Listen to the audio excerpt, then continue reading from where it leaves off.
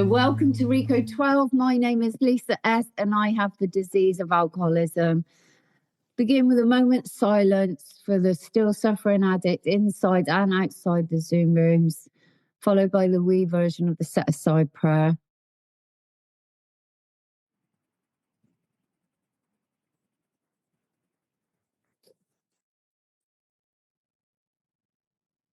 Dear God, please set aside anything we think we know about ourselves, about our disease, about the big book, the 12 steps, the program, the fellowship, the people in the fellowship, and all spiritual terms, especially you, God, so that we may have an open mind and a new experience with all these things.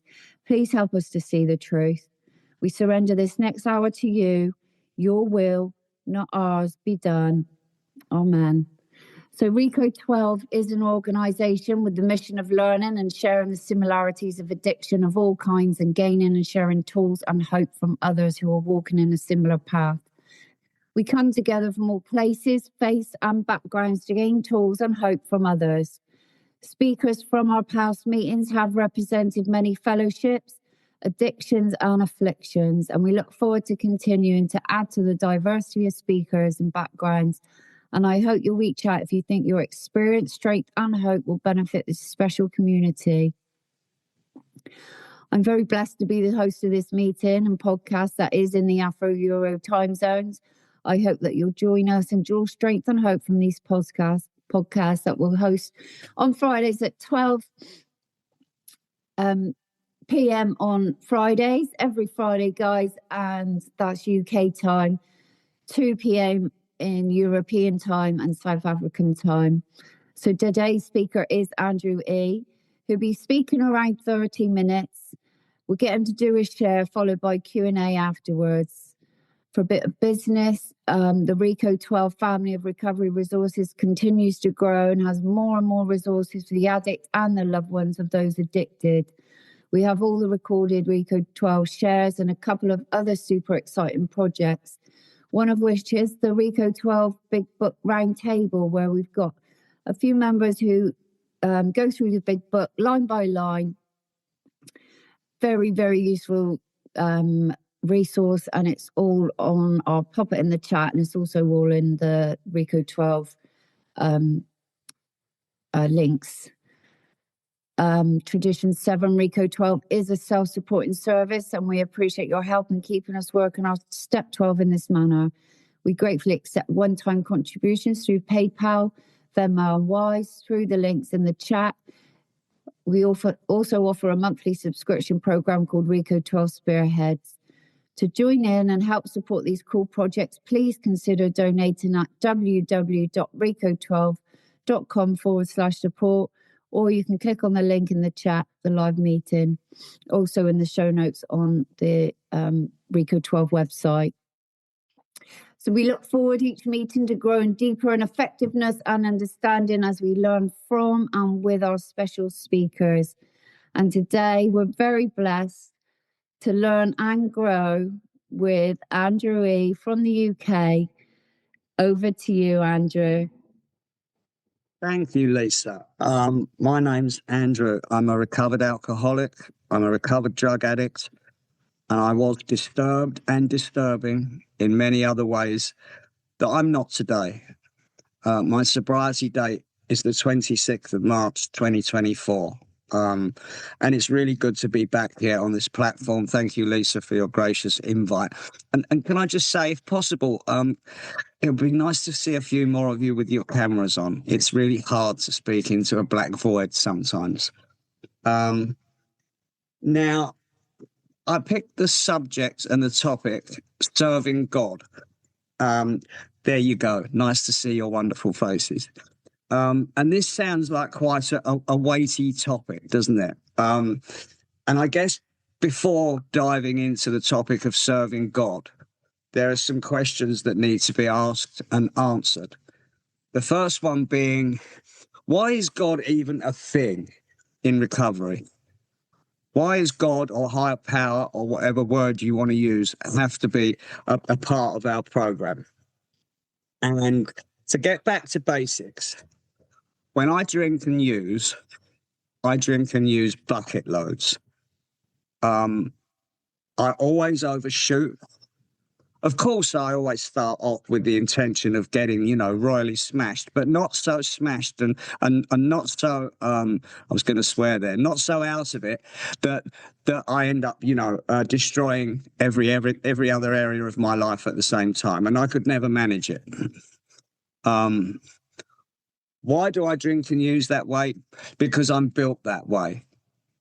It's as simple as that. There you go. There it is. And I used to give myself any one of 1,000 excuses and alibis and reasons, and I would give you any one of 1,000 excuses, alibis and reasons for the why it is I drank and used the way I did. And I could tell you it was because of my feelings and my emotions. If you felt like I did, you drink and use like I did.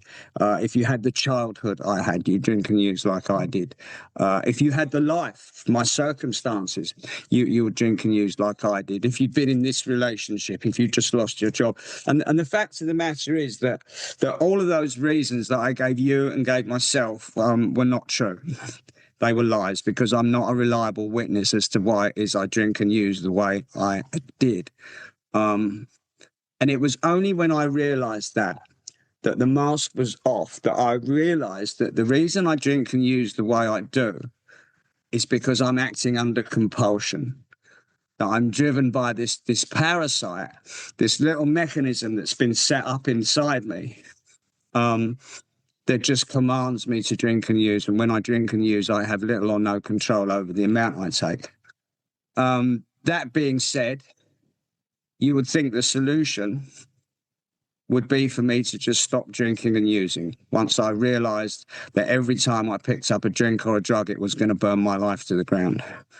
The problem is I can't do that because I have a mind that will always take me back to the first drink and the first drug, because there's a part of my brain that malfunctions.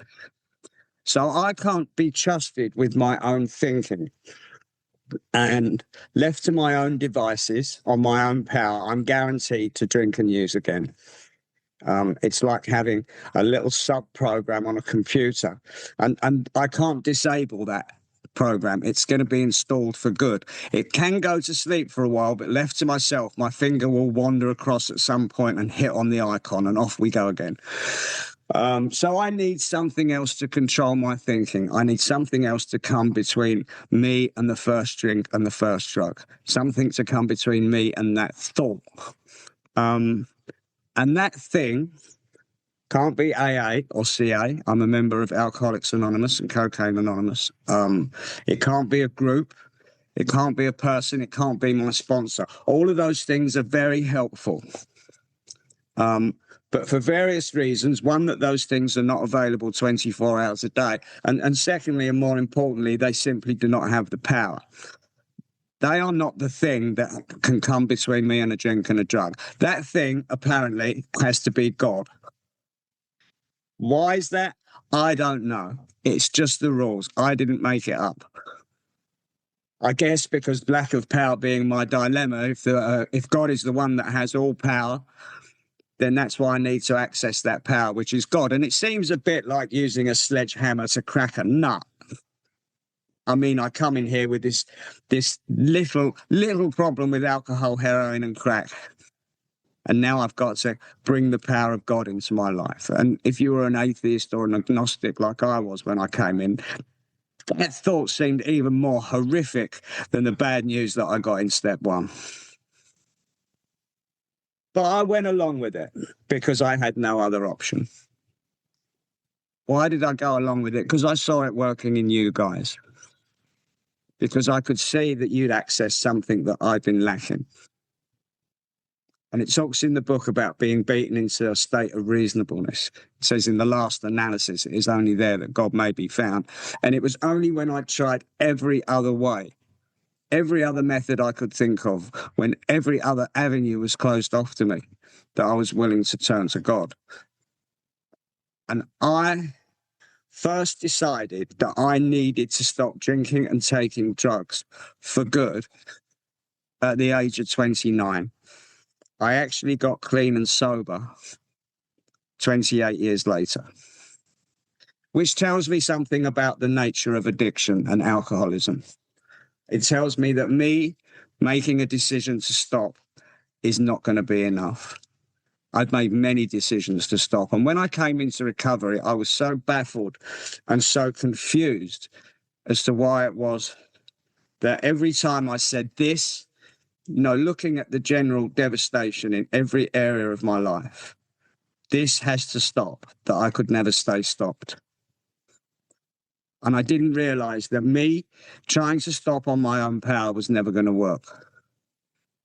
I always thought I was quite smart.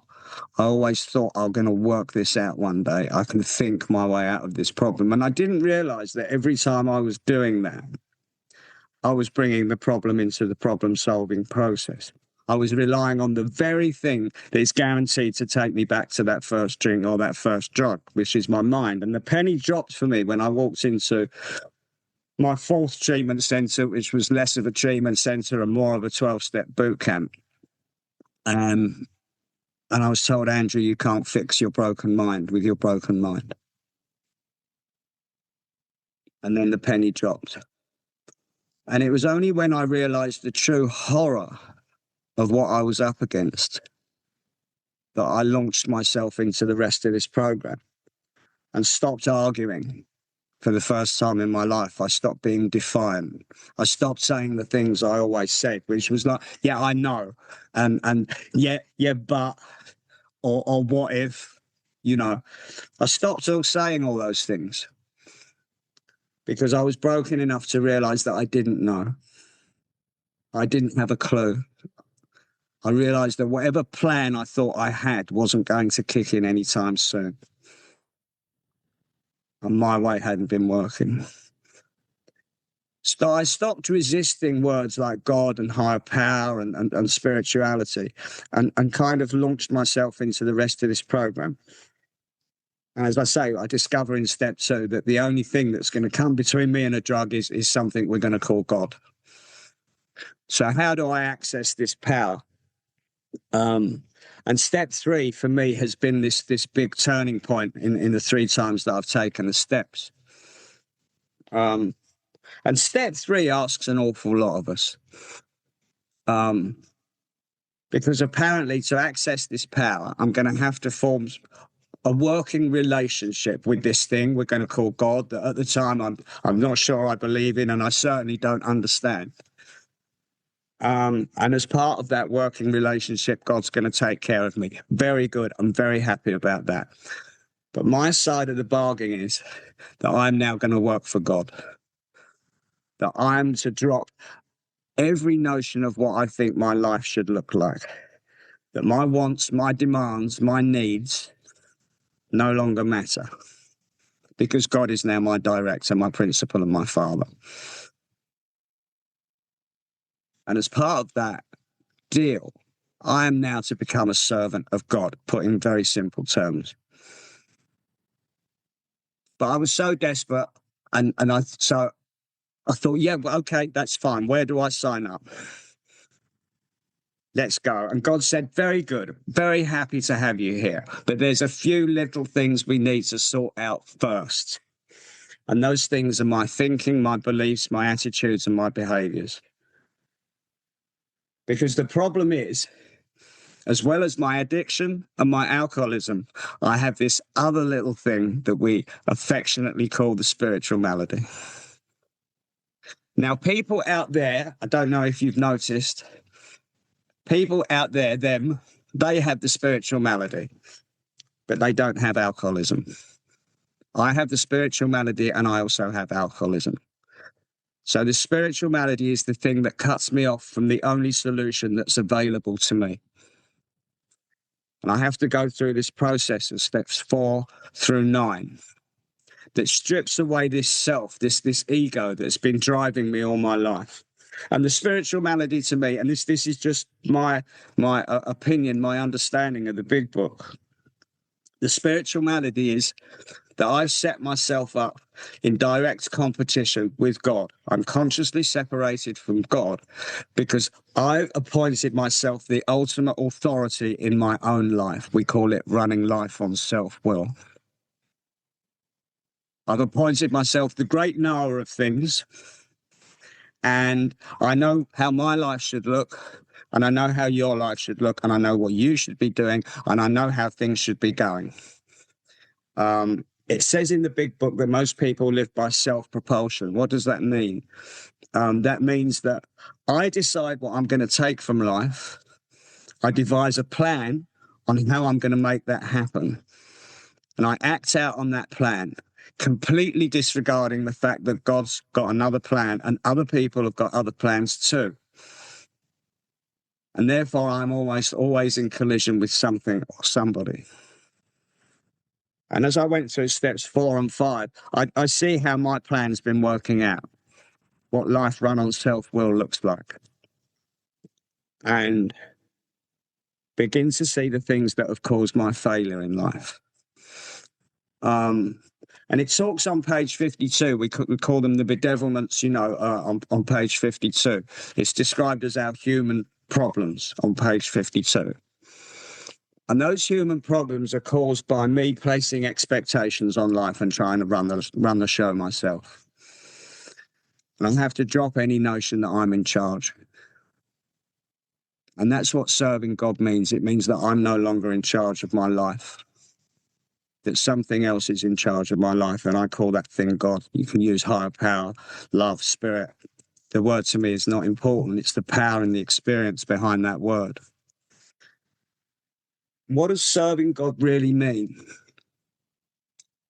In the step 3 prayer, we say, may I do thy will always. May I do God's will always. In step 11, we pray for knowledge of God's will for us and the power to carry that out. And what is God's will? Well, God's will is, for me, that I've been given a new job today. And that job primarily is step 12.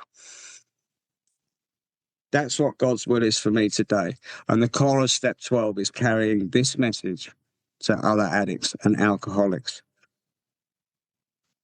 And it says in our big book, it says that some of us are so fortunately placed that we can devote nearly all our time to this work, or I'm paraphrasing. And it seems that God has put me in that position. Because when I came out of that treatment centre after 3 months, and I was lit up, I was on fire with this stuff, and I still am today. But I walked in there, I hadn't worked in 20 years. I hadn't been in a relationship in 15 years. I had no friends. My family had turned their back on me. I barely had a roof over my head. And those circumstances hadn't changed when I walked out of that treatment centre. But what I did have was this program, this book, this new relationship with this power that I don't understand, but I know is starting to operate in my life. And I began to be possessed of a new sense of purpose that I perceive to be God's will for me today. There's a beautiful line in our big book that says, cling to the idea that in God's hands, your dark past is the greatest asset that you possess. For with it, you hold the key for freedom and happiness, not for you, but for others. It also says, showing others how you were helped will become the very thing that makes life so worthwhile today. So my job as a servant of God today is to dedicate an awful lot of my time to carrying this message to those that still suffer. So I spend a lot of time working with other addicts and other alcoholics. I spend a lot of time carrying this message. I'm blessed that I get asked to do things like this and share my experience with wonderful people like you. The result of that is that I've gone from someone that only ever looked for what he could take from life. I was only ever one of life's takers. And thinking that would bring me happiness and satisfaction, to someone who now sees what he can contribute to life. And that didn't happen from me. I didn't do that. There's a line in Bill's story where Bill comes out of his spiritual experience and he's wondering whether he's still sane. And he speaks to Dr. Silkworth. And he asks Dr. Silkworth, am I still sane or have I lost my mind? And Dr. Silkworth says, well, something has happened to you that I can't explain. So something happened to Bill. Bill didn't make it happen. Bill didn't do it. I didn't make this happen. I didn't do this in my life. When I was in that treatment centre, I began to be possessed of a desire and a willingness to do this work and to learn and to soak all this stuff up like a sponge. That is not my natural disposition. Because, as I said, my natural disposition is defiant, rebellious. I don't want to know because I think I know it all. And that didn't come from me. I used to say that when I was in that treatment centre, I surrendered. I surrendered, like I did this, like I thought that I was choosing to be a drug addict and an alcoholic. Like I thought I was in control of that, and in my early recovery, I thought I surrendered. And look at me, I've done this step 4 and I've done this step 5. But those things don't actually come from me. I don't believe I was surrendered. I don't believe I surrendered. I believed I was surrendered by this power. So serving God, I'll get back to the topic, serving God. Serving God is in step 12, in carrying this message, in working with other addicts and alcoholics, giving of my time for free. And the book tells us from the very beginning, this is the purpose of the program. It says from the very start, our very lives as ex-problem drinkers or drug users or whatever other habit you're here for, depends upon our constant thought of others and how we may help meet their needs. It says in Bill's story, for if an alcoholic fails to perfect and enlarge his spiritual life, how? Not by praying, meditating, levitating, whatever else spiritual practice. It says by work and self-sacrifice for others. He is sure to be unable to survive the certain trials and low spots ahead. And working with others, it says practical experience shows that nothing will ensure immunity from alcohol so much as intensive work with other alcoholics. So the book's telling us from the very beginning what the purpose of this program is. And for me, I think all of the rest of the 11 steps are preparing us to be useful and effective in step 12. In step 10, in the reading on step 10, it says our purpose is to grow in understanding and effectiveness. Well, understanding and effectiveness in what? Well, understanding of God's will and effectiveness in carrying that out in step 12. Our purpose now is to be of maximum service to God and those around us. Even when we get to step 7, in the step 7 prayer, and we ask for our character defects to be removed. What's the purpose of that? It's not so I lead a better, happier life, so I'm more comfortable with myself. No, the prayer says, why? So I can be more useful to others. So that's the entire purpose of this program, to make me helpful and useful to others and God's hands and feet on this earth. And that may sound quite highfalutin, as if I'm placing myself on some sort of pedestal, but it's really not. It's a very practical thing. Being God's servant is a really practical thing. It involves doing work. There's quite a lot to do. There's enough to keep me busy. It means spending a lot of time on the phone, a lot of time in front of a computer screen, and a lot of time reading from this big book. And opening myself up to be a channel for God to work through me to help other people. If you've had any experience of sponsoring, and I've sponsored quite a lot in the 2 years that I've been around. I got involved in sponsoring really early on. And it took a little while for me to realise that what's actually going on here is that I'm just being a tour guide. I'm a middleman here. Because when I'm working with another or addict or alcoholic, then God is there in the middle between us. But God's actually doing the work. And if you've ever seen somebody as they light up as this, the work does does its stuff on them without them even knowing it, I think, you know.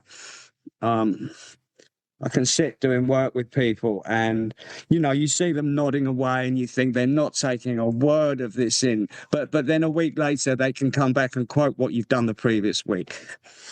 And I remember I had that experience when I was in a treatment centre, sitting in lectures on the steps every morning, making notes, not really understanding any of it, and really not a lot of it sinking in. But when I left that treatment centre, within 2 weeks of leaving, being asked to sponsor somebody, thinking I don't know a thing, when I actually started getting into this book, I was surprised by how much was flowing through me. And again, that doesn't come from me. This is the power of this program and the power of God working in my life. And the other part of step 12 is practicing these principles in all our affairs. So this is not just about serving God in the rooms of Cocaine Anonymous and Alcoholics Anonymous.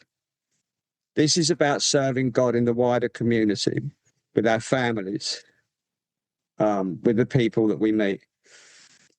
So when it says in the big book, it says a much more important demonstration of these principles lies before us in our respective homes, occupations and affairs. Again, I think it's one of these lines that could be misunderstood sometimes, because I've heard people say, well, that means that my home and my occupation and my affairs are, you know, have to come before my program. That's not what it's saying at all. It's saying that those are the places and the circumstances that give me the opportunity to demonstrate the working of these principles. What are these principles? I know we have that cute little pamphlet in meetings that, you know, talks about sort of like honesty, hope, faith and courage and all that. And I'm sure that was very well meaningly written, you know, by somebody after the big book. And it helps a lot of people. I'm not knocking it. But the principles are the steps. There are 36 principles in this program. The steps, the traditions and the concepts. And we have to look into the book, especially the chapters between working with others and a vision for you, where it starts really talking about these principles.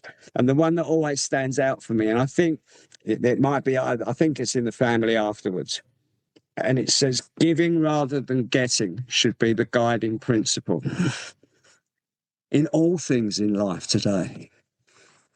At the end of working with others, it says, and I know it's speaking about the specific situation of the newly sober alcoholic, maybe going into places where others are drinking. And it says, think of what you can bring to the occasion rather than what you can get from it. But surely that applies in everything. It says, if it's a business occasion, attend to your business enthusiastically. So serving God means taking a certain attitude to life. One of my teachers, one of my elders, says that learning to be happy is a skill in recovery. And I think that skill comes from taking the attitude from the minute I wake up that this is going to be a really good day. That's not always easy, because I still have this self-talking mind, you know, that's always negative, fault-finding, speaks with authority, speaks in my own voice. But my step 11 practice, which I keep very simple and from the big book, as soon as I open my eyes, I thank God for this day and I ask God to direct my thinking. Once I put God in charge of my thinking, by the time I'm making my first cup of coffee, I'm fine, no matter what's going on in my head when I wake up. And I try and take the approach as I go through my day that I've just been given the best news ever, because I kind of have. I've been dragged back from the gates of total insanity and death, the absolute depths of despair, to the gift of life that I have today. And if I just remind myself of that, then everything that's put in front of me, I will approach with joy and enthusiasm, even the things I really don't like doing. My prayers in the morning basically amount to this: God, what do you want me to do today? And please give me the right attitude and the power to do it. And that could be anything. It could be working with a sponsee. It could be going and speaking somewhere. It could be doing the washing up and the hoovering and feeding the cat.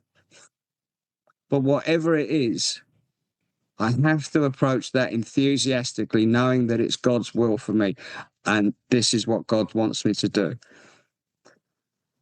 And we were talking before the meeting started about future tripping and spinning out into the future. And I've had a lot of this lately. I live at home. I care for my 83-year-old stepdad, which is something that God has told me is my job today.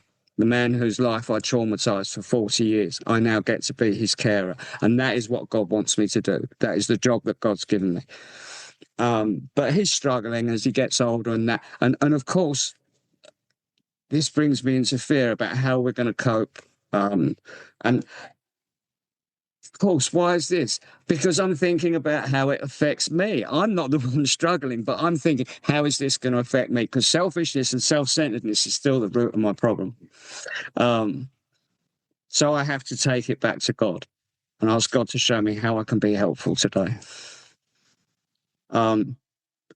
So doing God's will and being a servant of God is not all like, speaking from the podium and working with sponsees, and, it's really a very practical thing. And what I've found is in recovery, to bring me back for that future tripping that we talked about, that projecting into the future. If I concentrate on the thing that God has given me to do, in any moment, I mean, right in front of me now, if I concentrate on that and put my heart into it, then pretty much everything else takes care of itself. Because that's all I need to do today, is to bring it back to the moment.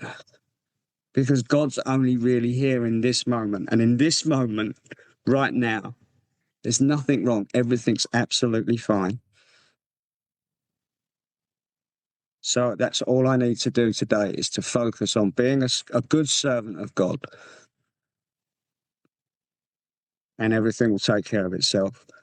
And I think that's all I've got. Thank you for letting me share.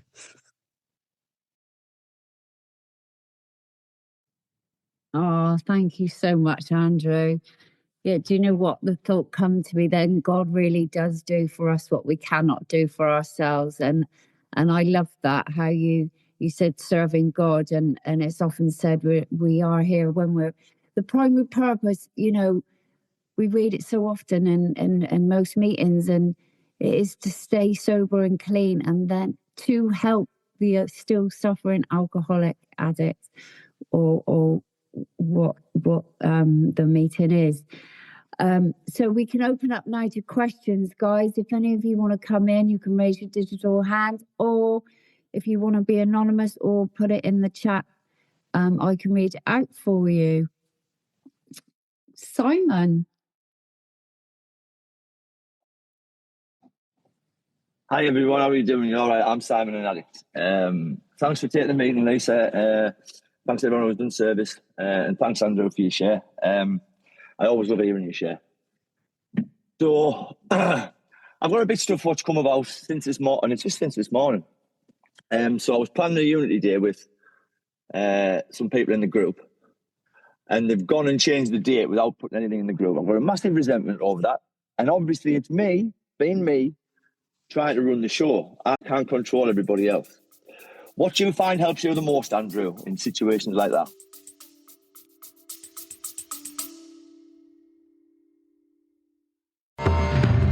Got questions about addiction, recovery, or just life in general? Let's noodle it out together. Grab your big book, a pen, a highlighter, and a notepad, and join Nikki M and me, Justin B, on Rico 12 Noodle It Out with Nikki M. Each episode, we take real-life questions, ours, yours, and those from the recovery community, and dig deep into the big book of Alcoholics Anonymous to find real, practical solutions.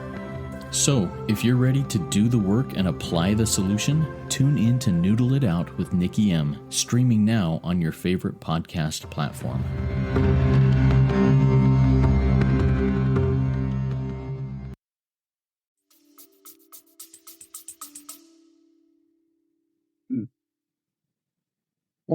Me the mud. Really, it's like it's the approach that we take to all resentment. We get given the solution to all resentment now, in the past, and forever. And that is simply to drop any expectations I have on other people. I mean, because my problem is I have a blueprint for what I think other people should be doing.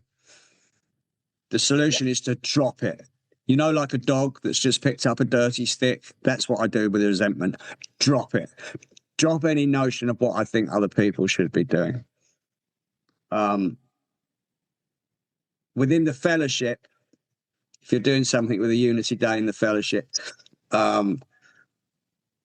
and someone else is trying to run the show and it's not reasonable, it's just make sure it's not my opinion that I'm expressing. So I just go to the traditions and the concepts.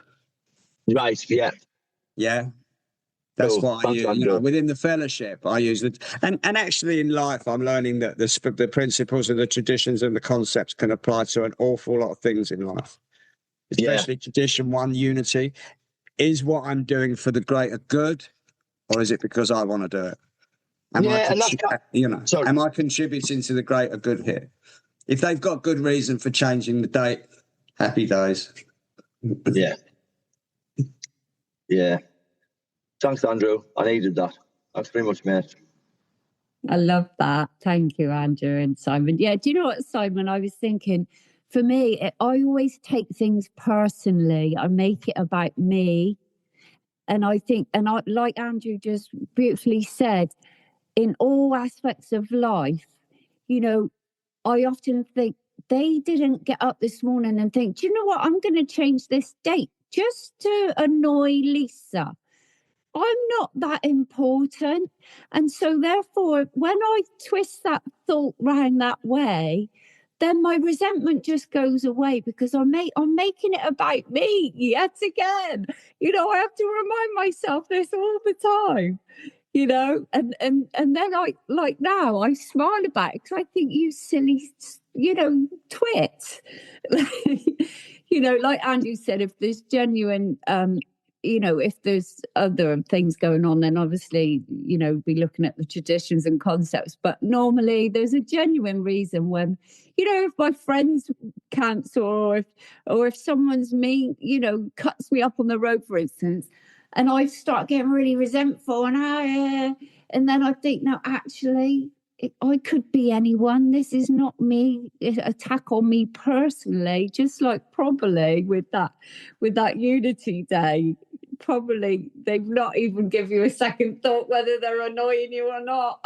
That's it. I mean, obviously it's probably something I'll take to the next GC. Because I usually would do polls and stuff like that, or give people a vote. But like, they give us 2 dates. I've just become secretary, so I then put that in the group for people to vote on a poll for them 2 dates, and then they just went to change the dates without telling us, without putting another poll up. So it was like, yeah. So I'll probably just mention it in the GC. But thanks, Andrew, and thanks, Lisa. Thank you. Thank you, Simon. Simon, right, with resentment, is to adopt like a blanket amnesty of forgiveness and say, well, how can I be helpful here? Great advice. Thanks, Andrew. Yeah, cool. Yeah, you mentioned, Andrew, that when you've been, it took you 28 years to finally admit defeat. What do you think was the pinpoint, or maybe was it leading up to that, or what changed? And then from 28 years ago to the 2 years ago, you finally grasped this stuff by the horns. No, I think it's just the fact that I was a very slow learner. You know, I went in a lot of detoxes and rehabs, and every time I came out, I was absolutely convinced, you know, this time I've got it. This time I've got it cracked. And I might go to a couple of meetings and I think, I don't need this. This is nonsense. Because, you know, I can do this. Don't you know who I think I am? I've got this sussed, you know, and picked up really quickly every time. The real difference, I think, at the end was that the mask was off. That I realised that all the reasons I'd been giving myself for drinking and using for 40 years were true. I realized that I was acting under compulsion, that I was being compelled by something a lot more powerful than me, and there was nothing I could do about it. And then that was the real horror of that penny dropping. I think when that happened, because, you know, the excuses were gone, the alibis, as I say, the mask was off, the smoke screen was gone. You know, because my alcoholism and my illness gives me all those reasons to keep me from the truth, which is far more horrific than what's actually going on. Because, you know, the truth of being compelled by this parasite that's been driving my life, I mean, that's, you know, it doesn't get worse than that, does it? When I started to realise that and I glimpsed that the truth of what was going on, I think my drinking and using days were numbered because the game was up. Yeah, I agree. That bit of morass, that quicksand, you know, and then we get that desperation of a drowning man. Yeah. And then, you know, exactly the same for me. And with this power, which I didn't know at the time, which took over and got me in the rooms, and then we really take it by the horns then, don't we? And I think we've spoken about this, Lisa. Yeah. You know, my experience now, I only realise it in hindsight. There's that line in the book that says, well, when we look back, we realise that the things that came to us when we placed ourselves in God's hands are better than anything we could have planned. Well, I didn't place myself in God's hands, but my life was definitely taken out of mine because, like, the way events turned out, it was like I was being carried. I was already being turned towards the solution, towards the light, even though I didn't know it. Yeah, definitely. Thank you, Andrew. Tony?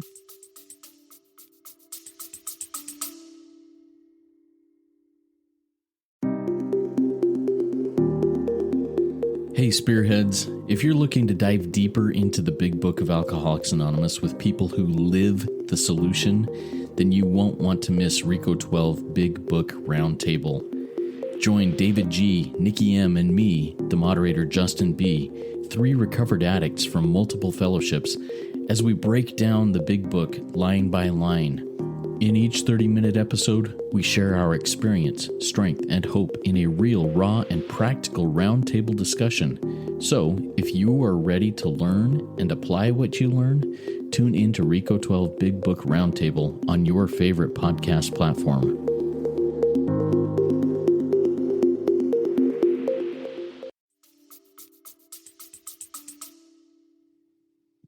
Hello. Thank you. Thanks for that, Andre. A couple of things, really. Well, I've heard you speak a couple of times lately, but you came up to Birmingham not so long back and did a workshop on the traditions, which was really good, and I got a lot from. I don't expect you to run through them all or anything, but you mentioned 36 concepts, and I keep hearing about concepts, and I know nothing about them. Is there any chance you can give us a sort of brief outline of what they are or where they fit in, like you did the traditions? Obviously not in the full workshop. The concepts are actually how the service structure of AA as a whole operates. But like the traditions, they operate like spiritual principles as well. So the 36 principles of the program are the 12 steps, the 12 traditions, and the 12 concepts. Okay. And so just to give you an example, and if you read the concepts on your own, you'll just give up because it looks like you need a legal degree to understand any of it. I mean, I recently got a concepts teacher through my sponsor, found me a concepts teacher in Texas who's got 37 years experience in general service in AA, and he explains them in a very understandable way. Concept 1 is that the final responsibility and ultimate authority for AA resides in the collective conscience of the fellowship. So the ultimate authority in AA is with the fellowship, all of its members. However, bearing in mind that there are millions and millions of members, to make decisions in AA, it would be impossible to poll every member of AA to see what they wanted or not. So in concept 2, it's really the spirit of delegation, delegated authority. So it means that the group delegates authority to the GSR, for example, who attending district can make decisions on his own without referring to every member of the group. And that goes down the service structure right down to the trustees. And it's the principle of the amount of authority delegated matches the responsibility that's delegated, because each service position comes with a responsibility. For it to function effectively, you need a certain amount of delegated authority. And then it goes on to talk about it's the right of participation. So the right to vote in committees and stuff like that. The right of appeal. It's all that sort of stuff. I mean, it's too much to go into here. Yeah, no, absolutely. Thanks for that. So, like, and without sounding flippant about it, because I don't mean to be by any means, it's not something that I need to worry about as in my program. So when you did that workshop, I got a lot out of it and realised, those two scrolls that we have in the meetings, how those traditions really fed into my program and my sort of participation within my group, and I do service in my meeting. And I went to see, you would know him, Tim M, do a speech. I know Tim well. I attend Tim's home group every Saturday. Right, so you go for curry. So he said we go for Lebanese now, actually. But I don't know. But I know Tim really well. He's actually one of my teachers. I learned such a lot from that guy.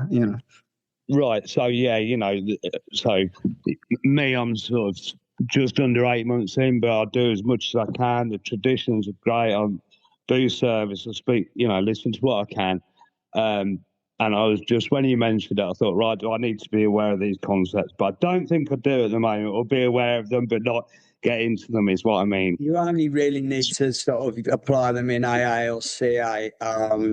If you start getting involved in like general service at district and area, that's the reason I started getting involved in that. But the thing with the traditions, and it's easier with the traditions, is that you start to see how you can apply the traditions to life as well as the fellowship. Yeah. As I said, like unity is what I'm about to do, contributing to the greater good of, say, the household or whatever system I'm operating in. Am I contributing to the common welfare? Tradition 2. Who's in charge, me or God? There is only one ultimate authority. That's so, and I heard somebody share a great thing like tradition 3, the only requirement for membership. When I'm going throughout my day, do I remember that everybody else has got the right to breathe the same air as me and live on this planet like I have? The only requirement for membership, So I can see how it ties in with life more, with the traditions. But there's some great talks on it. Tim does a lot of great talks on the traditions and how to apply them in life and stuff like that. And quickly, I mean, that clears a lot for me. But one last thing, going back to the original thing and God, and your previous man was saying about resentments. I worked my program hard, and I asked for this and that.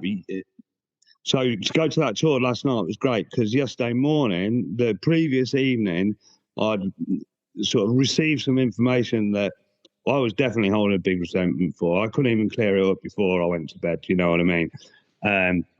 And yesterday my head was reeling, and I was like, right, I am running on self-will now completely. I am going to sort this out. I'm going to speak to these 2 people, my daughter being one of them, and without going into the thing, this needs resolving today, and I'm the only person that's going to do it, And I sat there having my first coffee and tea, and I thought, this is either going to end up in disaster, and I just, please tell me what to do today.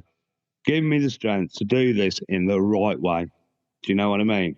It's got to be dealt with, but please show me a better way than I'm currently thinking, And I thought, right, I'm going to go and do my things. And if I've not got an answer by the end of the day, my will be taken over. And it wasn't very long, to be fair, before I was shown an answer. And it was probably the first time that I've, apart from not going through the motions, if that makes any sense, but actually going, I fucking need a bit of help now, excuse my language, to show me the right way. And I do believe it came. So that all made a lot of sense. Thank you very much for your share. Thanks for your questions, Tony. Good to see you. Thank you. Thank you very much.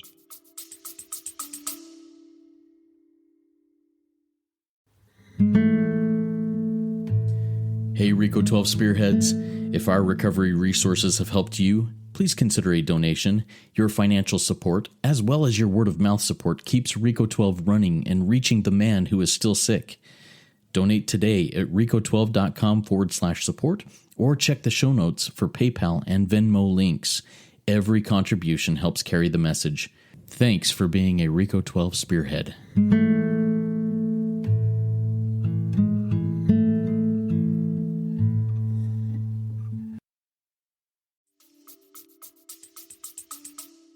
Thank you, Andrew. Thank you. Rose, come in. Hi. Thank you, Lisa, for hosting. And Andrew, thank you so much for that share. Actually, you're just 1 month ahead of me. Would you believe that? Not even a month, I'd say.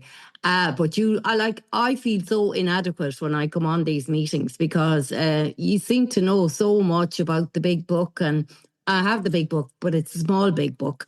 And I've read it, but I haven't read all of it. And I'm really jealous of the way you can do quote and you can actually name the page as well.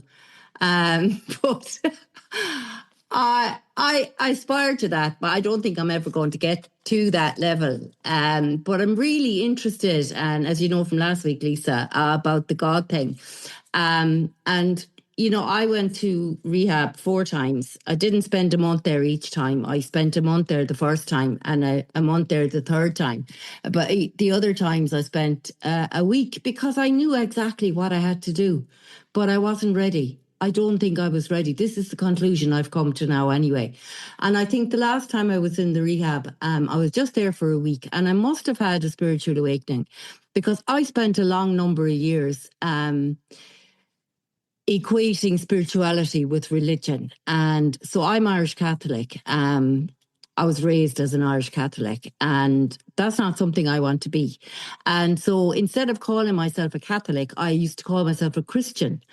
Rather than be associated with the Catholic religion, well, the Catholic religion in Ireland and Rome and you know, whatever, because it wasn't very nice. It didn't turn out to be very nice, you know, and I remember my mother being very religious and going to mass and, you know, saying the rosary and getting down on her knees and all that kind of thing.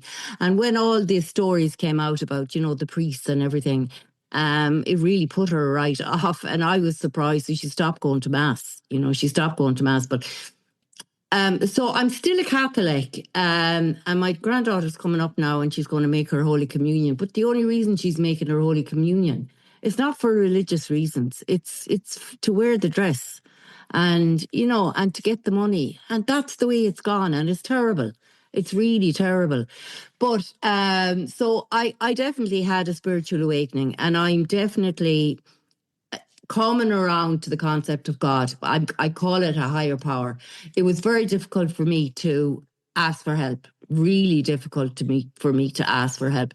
But once I figured out my own higher power, and when I started to ask for help, the difference in my life has been immeasurable, really. Absolutely immeasurable. And I was at a meeting this morning and we did a reading, but, you know, it spoke about, you know, people don't wait for the miracle to happen. But my miracle happens every single day in that I do not pick up a glass of white wine. That is my miracle, that I do not pick up a glass of white wine. I don't want to pick up a glass of white wine, but I'm afraid I'll get complacent and suddenly I'll find one in my hand. You know, they say, you know, that the relapse happens like weeks before you actually pick up the drink, but I don't know. I don't want to relapse.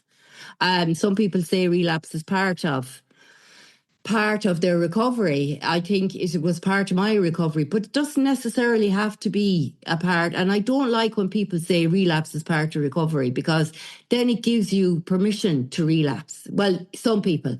Everybody thinks differently, I know. But I think if I heard in the beginning relapse is part of recovery, I think my relapses, I would have said, sure, look, that's part of my recovery, and, not thought a whole lot about it. But anyway, I was the queen of relapses. Thanks be to God for the last 2 years, I'm not. And I don't ever want to be again. But I just found your share really, really interesting. And also, like you, Tony, I never heard of the concepts either. So I'm going to have to look into that now as well. I know the traditions and the steps, but, the concepts. And I know you're saying, Andrew, that, they won't really affect me, but it'd be nice to know them once you mentioned it. So once again, thanks a million. And thank you so much, Lisa, for hosting again. Oh, thank you, Rose. We have a Just question. that thing, Rose, sorry, can I just very quickly, I know we're running out of time, but that thing about relapse, and that is part of some people's experience and journey, but it's certainly not a requirement. I have an issue with people that sort of think that there's a bit of a revolving door here in AA or CA or whatever fellowship you're in, because I don't think that that's the case. I see a lot of people go out that don't come back. And I know for me that the reason that this is an all or nothing deal for me is because if I was to pick up again, I might never stop. Because it decides when I stop, I don't. And it might not get its claws out of me for long enough for me to actually get sobriety again. So my sobriety is a gift that I don't take for granted. You're right. Sorry, can I just say one other thing as well? Because actually sobriety is a gift, but actually I'm grateful today for the gift of desperation as well, because I think that's what keeps me here, because I was desperate. I couldn't see any way out. And really, for me, I got sick and tired of being sick and tired. I didn't have an absolute meltdown. I didn't have a huge rock bottom, nothing. But I got sick of getting up every morning, saying, looking in the mirror, I'm not going to drink today. And it didn't happen. But thank God it's happened for the last 2 years. So I leave it at that. Yeah, I totally agree with you, Andrew. We have got no monopoly on this. And if we go out the door, we might not come back. It's for me, like you said, it's like playing Russian roulette, and I'm not willing to take that chance. And that blasé sort of thinking, I think, could be quite dangerous. Thank you, Andrew. Yeah, the question in the chat, I think you sort of answered this, Andrew. It says, can you share more about Tradition 1, the unity in your life and how it helps you? Yeah, it really is about looking to what unifies me with other people rather than what separates me.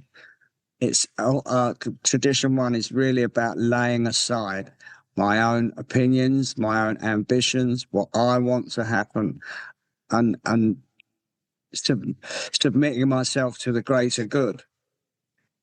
And all the traditions, actually, the overriding spiritual of all the traditions is humility, which is knowing my place in the world as part of a greater whole. And that's in the fellowship, and that's everywhere, really. Yeah, thank you, Andrew. And I've just got one question here quickly, be mindful of time. Is it true that the program will solve all emotional issues and anything else is a non-spiritual solution? That relationship with God, etc., service is enough? Like a psychologist won't solve anything properly, but the program will, and is enough, for example, codependency? I think there's quite a few questions in there. It was. I think we have to be very careful here, because there are people that suffer from diagnosed emotional and psychological problems. And the book tells us very clearly that we should make use, it says that God has blessed us with, talented, I can't remember the exact line, has blessed us with an abundance of doctors and psychiatrists, and we should be quick to use them when necessary. I do think that the program sorts out an awful lot of stuff. The steps seem to sort out an awful lot of things. It's almost like, how did I hear it described? And this is not my analogy, it's someone else's, although I'd love to lay claim to it.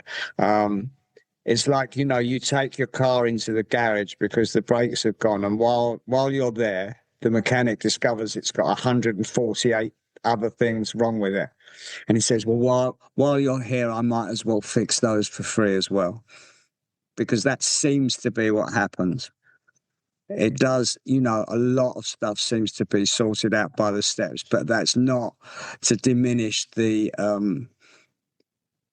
value of professionals in certain areas, because we're not professionals, we're not doctors.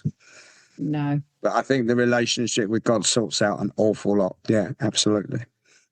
Absolutely. It says, doesn't it, the spiritual maladies overcome, we straighten out mentally and physically. And that's, like you said, but we are not doctors. So thank you, guys. It was such a great meeting. Thank you so much, Andrew. These resources for all the addicts and their loved ones. If we didn't get to any questions, you can consider joining our WhatsApp community by sending an email to rico12pod@gmail.com. Also, that email, if you want to be a future speaker on this meeting, Rico12 Afro Euro. And we'll get you to lead us out on a prayer of your choice, Andrew, please. I'm going to read the St. Francis prayer.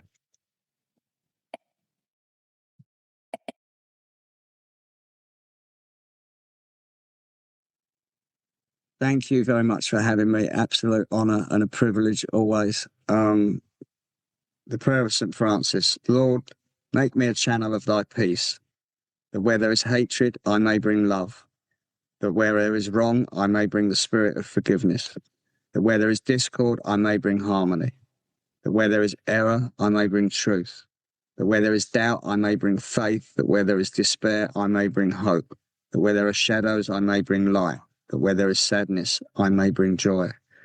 Lord, grant that I may seek rather to comfort than to be comforted, to understand than to be understood, to love than to be loved. For it is by self-forgetting that one finds. It is by forgiving that one is forgiven. It is by dying that one awakens to eternal life. Amen. So there is one who has all power. That one is God. May you find God now. Stick and stay, guys. And when you do, come all the way in, sit all the way down. Let's trudge this road of happy destiny together. Work it. You are worth it. Thank you.